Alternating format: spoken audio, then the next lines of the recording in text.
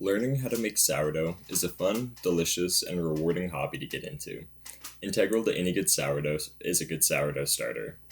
These starters require daily feeding, and that's the process I'm going to show you how to do today. If you don't already have your own sourdough starter, you can make it from scratch, but I'd recommend finding a friend that does and asking for some discard. They should be more than happy to give you some. I'll be taking you through the steps of discarding excess starter, adding your flour and water and mixing that up, and teaching you how to properly cover and store your sourdough starter. The goal is, by the end of this, you'll know how to perform one of these daily feedings, and you'll understand the purpose of each step and ingredient.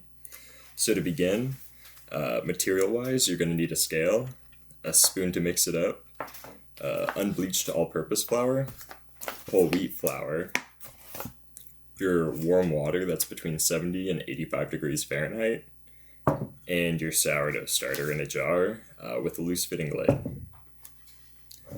This first step is discarding, and that's where you get rid of about half of your starter. And you will need to know the starting weight of your jar. Mine's about 460 grams, and we're going to begin by weighing this. And this weighs about 660 grams, so that means I have 200 grams of starter, and I'll need to get rid of about 100.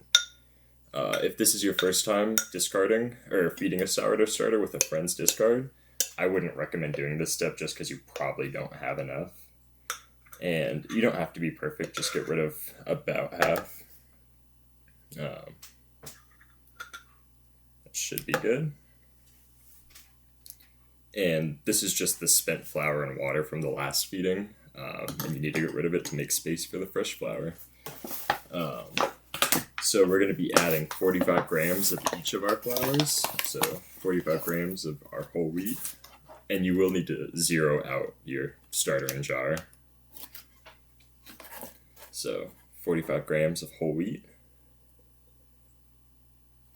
and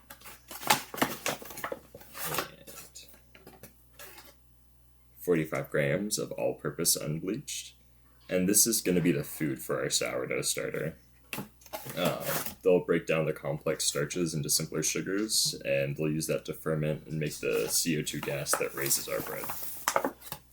Once you have your flours in there, and also, you really don't need the whole wheat flour, but I found it helps raise the sourdough starter and give the bread a better finish flavor. And with this, we're going to be moving on to our water. You're going to want to add an equal ratio of flour and water, so I'm going to be adding 90 grams of water to this.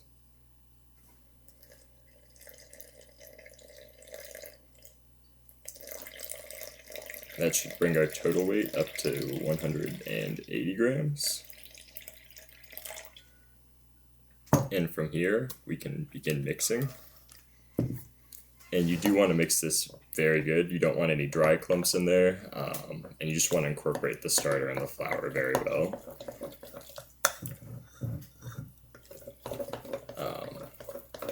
You can be meticulous and try to scrape down everything off the sides, but I found, honestly, just do your best to scrape off what you can, but what you can't get, just leave it, and after 2 or 3 weeks, try and swap jars once it does build up bad enough. And once that's all incorporated, we are about ready. Just try to wipe off what you can. And now we are on to covering our sourdough starter. You are going to want a loose-fitting lid, something that keeps bugs and dust out of your sourdough starter, but allows the CO2 that it generates from fermentation to escape. Because if you don't, and you put on like a tight screw-fit lid, you will create kind of a pressure bomb, and that could be really bad, so don't do that. And for storing this, you're going to want to keep it in a room that stays between 70 and 78 degrees Fahrenheit, and out of direct sunlight, as that direct sunlight can kind of overheat it and kill the yeast. But that's about all there is to feeding. It's really just as simple as that. As you can see, it's only taken about 5 minutes to perform this daily feeding, and with that, you can maintain your own sourdough starter that can make probably an endless number of different sourdough treats. I've taken you through the steps of discarding excess starter, adding the flour and water, mixing that up, and showing you how to properly cover and telling you how to store it. While sourdough might not be quite as easy as store-bought yeast, I think the patience it'll teach you and the final product that you'll get out of it will be much better and tastier than anything you could ever get from the store, so I think it's well worth it. Thank you for watching. Bye.